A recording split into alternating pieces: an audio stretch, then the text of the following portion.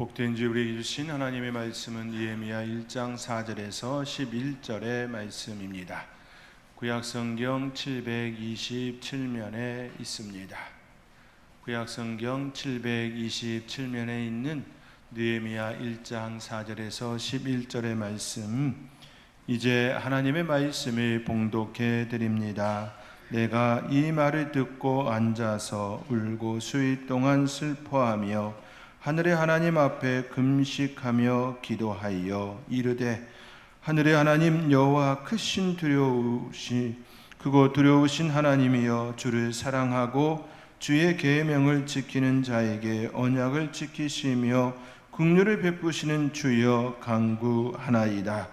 이제 종이 주의 종들인 이스라엘 자손을 위하여 주야로 기도하오며, 우리 이스라엘 자손이 주께 범죄한 죄들을 자복하오니 주는 귀를 기울이시며 눈을 여시사 종의 기도를 들으시옵소서. 나와 내 아버지의 집이 범죄하여 주를 향하여 크게 악을 행하여 주께서 주의 종 모세에게 명령하신 계명과 율례와 규례를 지키지 아니하였나이다.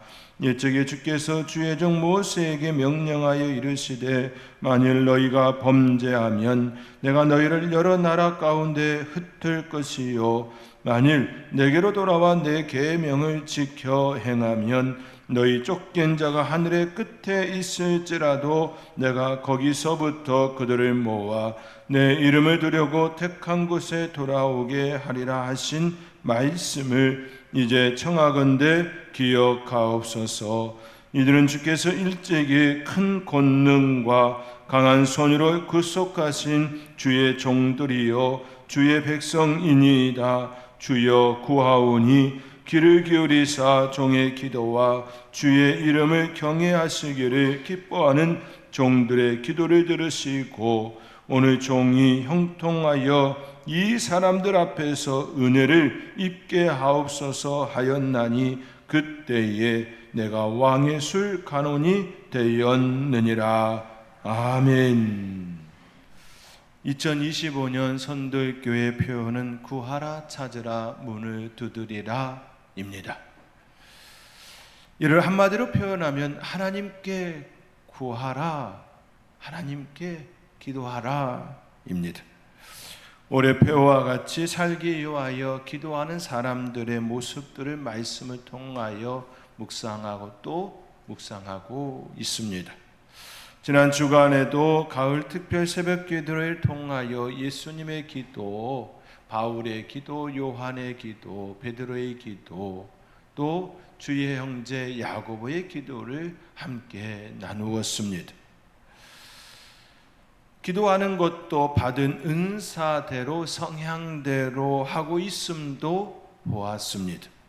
각각의 처지와 상황이 다르기에 또 받은 사명의 모습도 다르기에 기도하는 모습과 내용도 다름을 볼 수가 있었습니다. 그렇지요? 우리의 삶의 자리에 그 처한 모습들이 다 다르기에 하나님께 구하는 방식도 또 다가가는 모습도 다 다름을 우리는 우리의 모습을 통하여서도 볼 수가 있습니다. 오늘은 이어서 느헤미야의 기도를 함께 말씀을 통하여 나누기를 원합니다. 먼저 그가 처했던 시대적 상황을 잠시 살펴보면 이렇습니다. 이스라엘은 하나님의 백성이었지만 수백 년 동안 말씀을 거역하고 우상을 섬겼습니다. 하나님은 여러 선지자를 통하여 돌아오라, 여호와께 돌아오라, 여호와께 돌아오라 외쳤습니다. 그렇지만 그들은 끝내 그 말씀을 듣지 않았습니다. 계속해서 우상을 섬기고 하나님의 뜻을 거역한 그 삶을 살았습니다. 결국 하나님은 바벨론 제국을 들어 그들을 심판하였습니다. 주전 586년 바벨론 왕 느부갓네살에 의하여 예루살렘은 멸망합니다. 성전은 불타고 성벽은 무너지고 백성들은 포로로 끌려갔습니다. 나라 없는 서름, 신앙조차 지키기 어려운 뼈아픈 시간이 70년이나 지났습니다. 그러나 하나님은 징계 가운데서도 사랑을 그들에게 드러내셨습니다. 소망을 주셨습니다. 바벨론이 무너지고 페르시아가 세워졌습니다. 페르시아 왕 고레스는 속국 친화 정책을 펼쳤습니다. 그 일환으로 포로 기한을 그들에게 허락해 주었습니다.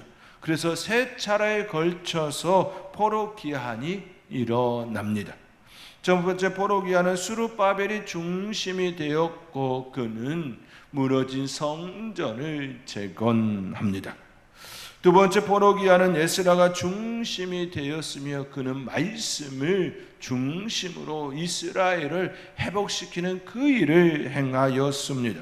그리고 마지막 포로 기한은 느헤미야가 중심이 되어 성벽을 재건하는 그 일을 감당하게 됩니다. 우리가 여기서 깊이 생각해야 할 것이 있습니다. 그것은 성벽이 무너졌다 그 의미입니다. 성벽이 무너졌다라는 그 의미가 우리는 깊이 한 번 더 생각해야 될 부분입니다. 성벽이 무너졌다는 것은 단순히 돌담이 무너졌다, 우리의 울타리가 무너졌다, 그 단순한 그 개념이 아닙니다. 성벽 없는 도시는 언제든지 공격받을 수 있고 백성들은 늘 두려움 속에 살아야 합니다. 무엇보다도 하나님의 도성이 무너졌다는 것은, 하나님의 도성 그 성벽이 무너졌다는 것은 곧 하나님의 영광이 땅에 떨어졌다라는 의미입니다. 그렇지 않습니까? 우리가 하나님의 이름으로, 그리스도의 이름으로 살아가는데 우리가 하나님의 그 사랑을 온전히 드러내지 못하고 제약과 짝지어 삶을 살아간다면 사람들은 어찌 보겠습니까? 하나님의 영광을 드러내지 못하는 일들이 되겠지요. 또 뿐만 아니라 교회의 성전이 무너지고 방치되어 훼손된 채 계속해서 그렇게 있다고 한다면 사람들이 그 교회를 보고 어떻게 여기겠습니까? 저 교회는 하나님이 계시지 않는가 보다라고 하는 생각을 저절로 일어나지 않겠습니까? 하나님의 도성이 무너졌다, 성벽이 무너졌다라는 것은 바로 하나님의 영광이 땅에 떨어졌음을 의미하지요. 하나님의 영광이 무너진 건 하나님의 영광이, 하나님의 능력이 없어서가 아니라 하나님께 은혜를 입은 자들이 그 은혜대로 살지 않았기 때문이지요. 이스라엘 백성들이 하나님의 뜻대로 삶을 살지 아니하여 그 범죄로 인하여, 하나님께서 그들을 치심으로 인하여 그 땅이 하나님의 영광을 드러내지 못한 채 땅에 떨어지는 그 의미가 되었습니다. 그 소식을 들은 사람이 있었습니다. 페르시아 왕궁에서 술간원으로 있던 느헤미야입니다. 술간원은 왕의 생명을 책임지는 막중한 자리입니다. 권력과 신뢰를 동시에 누릴 수 있는 안정된 자리입니다. 그러나 그는 그 자리에 안주하지 않았습니다. 예루살렘의 그 소식을 듣자마자 그는 앉아 울며 금식하며 하나님께 기도합니다. 오늘 본문 4절에 있는 말씀과 같이 울며 기도하는 그 모습을 볼 수가 있습니다.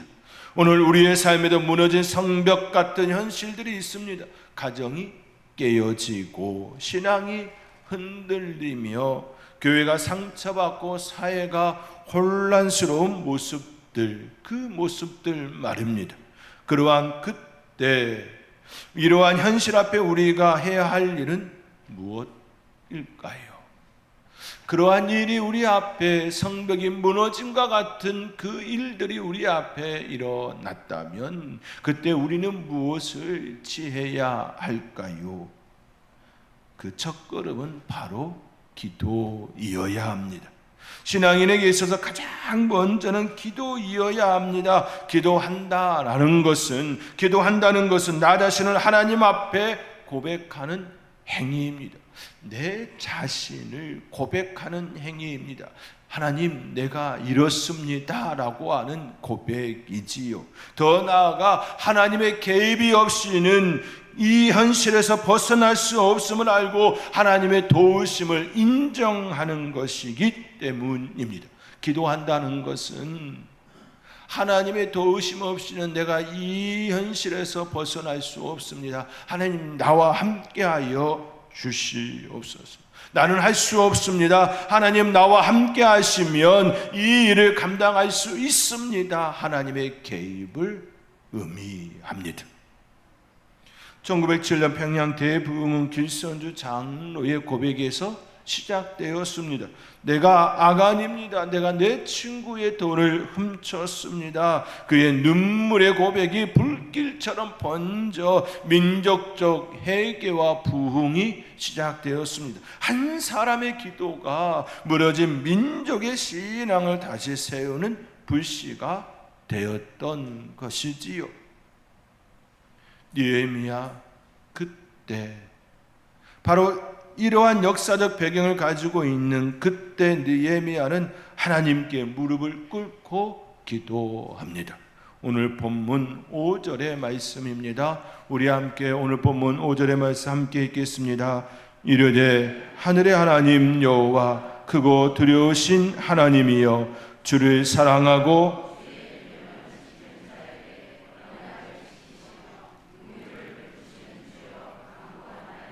아멘. 느헤미야는 울며 금식하며 하늘의 하나님 여호와 크고 두려우신 하나님이여라고 부르짖습니다. 그러면서 긍휼을 베푸시는 주여 간구하나이다 라고 간구합니다. 그는 현실의 무너짐보다 그 무너진 그 현실의 문제보다 크신 하나님을 바라보고 있습니다. 하늘의 하나님 여호와 크고 두려우신 하나님이라고 외치며 그렇게 그 하나님을 바라보고 있습니다. 기도는 문제를 학대하는 것이 아니라 하나님을 학대하는 것입니다. 기도는 문제를 학대시키는 것이 아니라 그 문제에 하나님의 역사하심을 기대하며 하나님을 바라보는 시간입니다. 어두운 방에서 한 아이가 두려움에 울고 있었습니다. 그때 아버지가 들어와 그 아이의 손을 꼭 잡아 주었습니다. 그 아이는 금세 잠이 들었습니다. 방은 여전히 어두웠습니다. 그러나 그 아이는 아버지와 함께 있다는 사실 그 하나만으로 평안히 잠이 들었습니다. 그 아이에게는 어두운 밤보다 아버지가 더 크게 느껴졌기 때문입니다. 우리의 기도도 그렇습니다. 환경이 바뀌지 않아도 하나님께서 우리를 붙드는 순간 우리의 마음이 평안 속에 자리하게 됩니다. 기도한다라는 것은 지금 당장 내 앞에 있는 문제가 갑자기 사라진다라는 것이 아니라 하나님께서 나와 함께 하심을 느끼고 내 안에 평안함이 자리하는 것을 의미합니다. 문제 해결은 그 다음이지요. 문제 해결의 우선이 아니라 하나님께서 나를 붙들어 주시는 그 은혜가 먼저입니다. 밤은 여전하였지만 그 아이의 손을 붙잡아 준 아버지로 인하여 평안히 잠에 든 것처럼 말입니다. 이것이 바로 문제보다 크신 하나님께서 우리에게 허락하시는 평안입니다. 그 평안을 날마다 누리며 살아가는 저와 여러분의 삶의 자리가 될 수 있기를 주님의 이름으로 권면드립니다. 느헤미야는 계속해서 또 기도합니다. 이렇게 고백하지요. 나와 내 아버지 집이 범죄하였나이다. 우리 함께 오늘 본문 6절과 7절의 말씀 함께 읽겠습니다. 이제 종이 주의 종들인 이스라엘 자손을 위하여 주야로 기도하오며 우리 이스라엘 자손이 주께 범죄한 죄들을 자복하오니 주는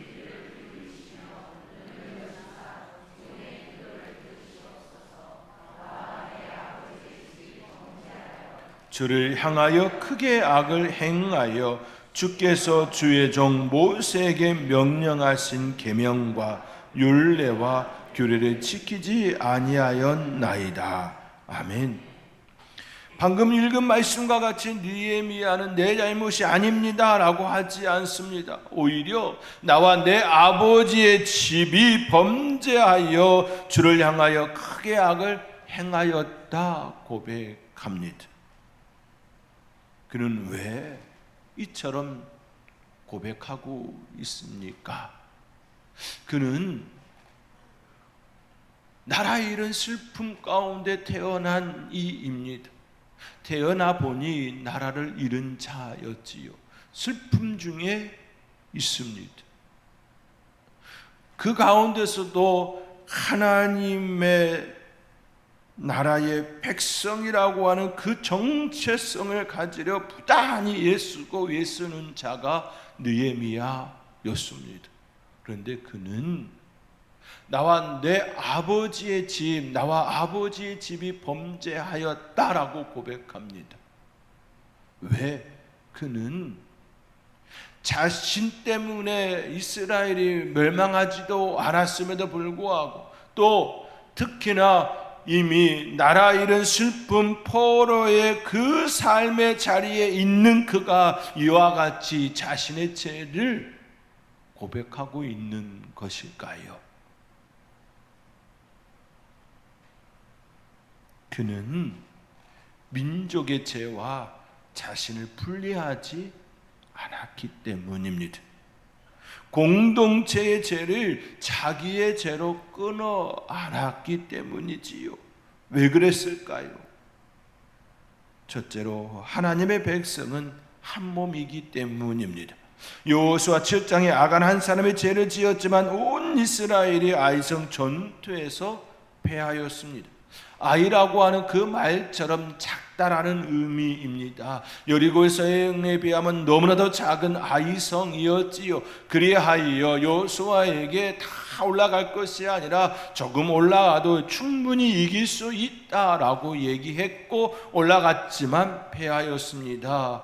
그들의 힘이 없어서가 아니라 하나님 앞에 한 사람 아간이 범죄하였기 때문입니다. 하나님께서는 한 사람의 죄를 공동체 전체가 하나님의 말씀을 어긴 죄로 여겼습니다.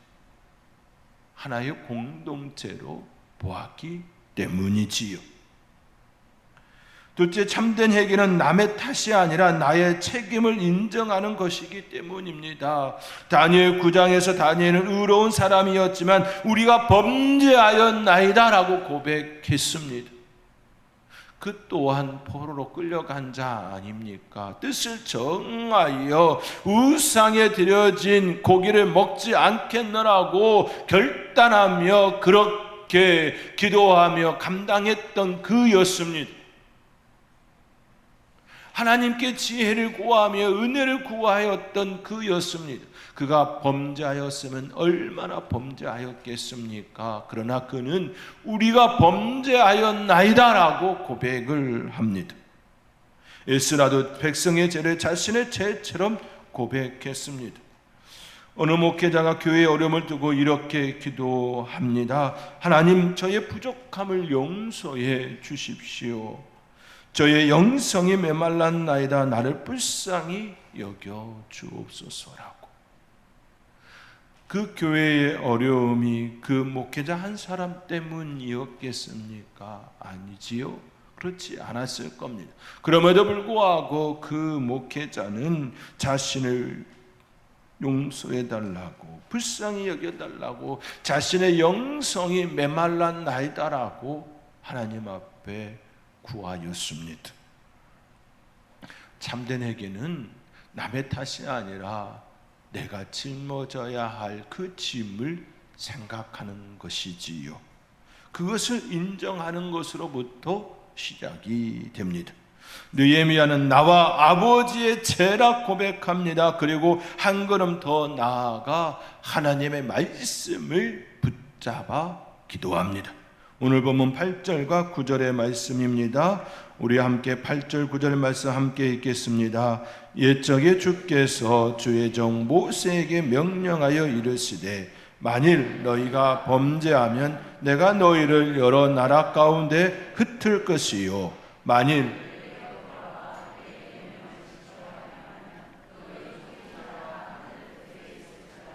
내가 거기서부터 그들을 모아 내 이름을 두려고 택한 곳에 돌아오게 하리라 하신 말씀을 이제 청하건대 기억하옵소서. 아멘. 너희가 범죄하면 여러 나라 가운데 흩을 것이라 하신 것처럼 이스라엘 백성들이 범죄하여 하나님께서 그들을 흩으셨습니다. 포로로 끌려가게 하였습니다. 그리하여 나라 잃은 슬픔을 가진 자들이 되었습니다. 그 말씀만 있는 것이 아니라 만일 내게로 돌아와 내 계명을 지켜 행하면 그들을 모아 내 이름을 두려고 택한 곳에 돌아오게 하리라. 그 말씀도 주셨습니다. 그리하여 느헤미야는 그 말씀을 붙들고 이제 청하건대 기억하옵소서. 하나님께서 우리에게 주신 그 말씀을 기억하옵소서라고 기도합니다. 우리의 기도도 이와 같아야 합니다. 왜냐하면 하나님은 거짓말하지 아니하시고 자신이 하신 말씀은 그대로 지키는 분이시기 때문입니다. 하나님은 우리에게 약속하시고 그 약속을 그대로 행하시는 분이시기 때문입니다. 그러므로 우리는 하나님께서 우리에게 주신 그 말씀을 붙들고 기도해야 합니다. 하나님의 말씀이 있기에, 하나님의 말씀에는 능력이 있기에 지금 느헤미야는 그것을 하고 있습니다. 하나님께서 모세에게 허락하여 주셨던 그 말씀을 붙들고 기도하고 있습니다. 저와 여러분의 삶의 자리에 참된 회개 가운데 말씀을 붙들고 기도함으로 무너진 성벽과 같은 그 현실에서 하나님의 은혜가 충만하게 나타나기를 주님의 이름으로 권면드립니다. 마지막으로 느헤미야는 이렇게 기도합니다. 오늘 본문 11절의 말씀입니다. 우리 함께 11절의 말씀 함께 읽겠습니다. 주여 구하오니 귀를 기울이사 종의 기도와 주의 이름을 경외하기를 기뻐하는 종들의 기도를 들으시고 오늘 종이 형통하여 이 사람들 앞에서 은혜를 입게 하옵소서 하였나니 그때에 내가 왕의 술간원이 되었느니라. 아멘. 그는 왕 앞에 나아가 예루살렘 재건을 요청해야 했습니다. 그는 술 맡은 간원이었기 때문에 왕의 허락이 있어야 돌아갈 수 있었습니다. 이는 목숨을 건 일이었습니다. 그러나 그는 두려움을 하나님께 내어놓고 은혜와 용기를 구했습니다. 이것이 참된 기도입니다. 기도는 현실 도피가 아니라 현실을 변화시키는 힘입니다. 마틴 루터 킹 목사는 이렇게 말했습니다. 우리는 기도로 준비하고 거리에서 행동한다. 기도만이 아니라 삶의 자리에 하나님의 말씀을 붙들고 나아감을 의미합니다. 그의 기도는 발걸음을 움직였고 세상을 변화시켰습니다. 그때 그 당시에는 진 줄 알았습니다. 실패한 줄 알았습니다. 그러나 역사는 우리에게 분명하게 이야기하고 있습니다. 여기서 우리는 우리에게 생명을 주신 예수님의 삶을 떠올릴 수 있습니다.